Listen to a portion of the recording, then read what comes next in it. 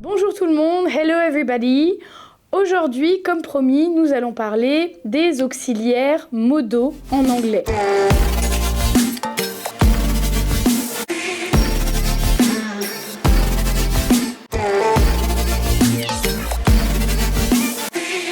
Surtout, rappelez-vous que si vous voulez ne rien manquer de nos vidéos, activez la cloche, mettez un petit pouce bleu et souscrivez à notre chaîne. Alors aujourd'hui, nous allons voir les modaux ou auxiliaires de modalité. Les auxiliaires de modalité, nous avons, et vous les connaissez j'en suis sûre, can et can't. Mais alors ça, ce sera l'objet d'une vidéo bien spécialement à part. Si vous avez la phrase you play tennis et qu'entre you et play, vous rajoutez un modal, par exemple must, vous pouvez rajouter must, vous pouvez rajouter should, vous pouvez rajouter might.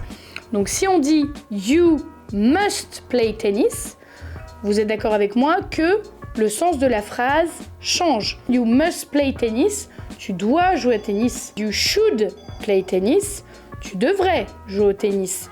Ou alors you might, tu devrais aussi, mais c'est, on va dire, un conseil vraiment beaucoup plus réservé que you should. Qu'est-ce qu'il faut savoir d'autre sur les modaux? Ils ont deux petites grandes caractéristiques très importantes à connaître.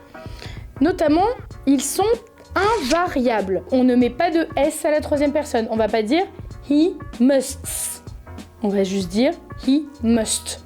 Donc faites bien attention à ça. L'orthographe des modaux ne change jamais. Deuxième point important, c'est qu'ils sont toujours suivis d'un verbe. Donc ils sont avant le verbe. Vous avez vu mon exemple précédent. You might play tennis. D'accord? Donc on a le verbe play et on a might, le modal, juste avant. Faites bien attention. Je vous ai dit que le modal devait être suivi par le verbe. Je ne vous ai pas dit qu'il devait être suivi par le verbe à l'infinitif. On ne dit pas you might to play tennis. On dit you might play. Le tout, vous l'éliminez. Il n'est plus là avec les modaux. Alors on va rentrer un petit peu plus dans le vif du sujet avec should. Dans quelles circonstances vous pourrez l'utiliser? Dans deux circonstances. Alors d'abord pour donner un conseil. You should be nicer with your mom. Tu devrais être plus gentil avec ta mère ou plus gentil. La deuxième circonstance, c'est par exemple pour exprimer une probabilité. He should arrive soon. Il devrait arriver bientôt ou alors il ne devrait plus tarder. Ensuite, j'aimerais vous parler de could, comme le could, qui sert en anglais à peut-être faire une suggestion. We could eat pizza tonight. On pourrait manger une pizza ce soir. Ou alors, pour faire une demande polie. Could you please give me my jacket? Pourrais-tu me donner ma veste? Il y a un autre usage de could qui est le passé. Could et le passé de can. Nous ne l'avons pas vu dans cette vidéo, mais vous le verrez dans une autre. When I was in England, I could go to musicals. Quand j'étais en Grande-Bretagne ou en Angleterre, je pouvais aller voir des comédies musicales. Cela peut exprimer aussi une possibilité future. On dira I could go to see a musical. Je pourrais aller voir une comédie musicale. Vous avez, donc je récapitule, plusieurs choses pour could. La suggestion, la demande polie, l'auxiliaire can au passé, ou alors pour exprimer une demande future. Ensuite, nous avons may. Ça permet de demander l'autorisation, mais de façon très polie. May I use your toilets, please? Or may I use the restrooms? Et ça, c'est la manière formelle de dire could I, pourrais-je vous pouvez l'utiliser aussi. Mais may, c'est plus formel. May peut exprimer une forte probabilité. It may rain next week. Il pourrait pleuvoir la semaine prochaine. Autre façon d'exprimer la probabilité, nous avons might. It might rain next week. On est moins certain qu'avec may. On passe à un modal très utilisé et très important, must. Il sert à exprimer une obligation. You must do your homeworks. C'est un ordre. Tu dois faire tes devoirs.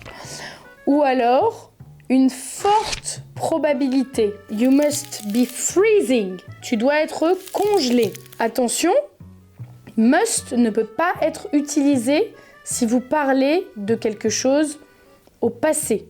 Donc, comment vous faites? Vous remplacez must par I had to. Alors ensuite, on va passer à mustn't. Je vous avais expliqué que la négation must not était formée de la façon suivante. On a d'abord must et ensuite not. Ça, c'était dans une vidéo sur la négation. En revanche, must not n'est pas une négation. Must not est une interdiction. You mustn't drive when you're drunk. Tu n'as pas le droit, tu ne dois pas conduire quand tu es sous. Last but not least, will, would, shall. Alors will, premièrement, la forme la plus importante, c'est l'expression du futur en anglais. I will go, ça veut tout de suite dire j'irai. Ça, vous pouvez en être sûr, c'est du futur. Mais vous avez aussi une autre utilisation pour will, qui est will you give me my jacket, please? C'est une façon polie de demander ma veste. Shall, c'est comme will, pour demander quelque chose poliment, mais de façon encore plus formelle. Donc déjà que will, c'était poli, mais alors shall, c'était vraiment très poli. Par exemple, on pourra demander shall we dance? Et pour finir, would. Would, c'est la forme passée de will. Tout à l'heure, je vous parlais de la forme passée de must, qui était had to. Eh bien là, la forme passée de will, c'est would. When I was going to school, I would go to visit my grandparents. Quand j'allais à l'école, je rendais visite à mes grands-parents. Would sert à exprimer le conditionnel. I would love to do that. J'adorerais faire ça. J'aimerais beaucoup faire ça. Et voilà, c'est fini pour aujourd'hui. Si vous avez aimé cette vidéo, ou en tout cas, si elle vous a été utile, ça n'était pas forcément la plus drôle, mais l'objectif, c'était vraiment de faire tout le tour des modos pour vous aider à mieux les utiliser. Donc n'hésitez pas à visiter notre site internet ou à nous rendre visite directement dans notre école pour suivre des cours d'anglais. À bientôt!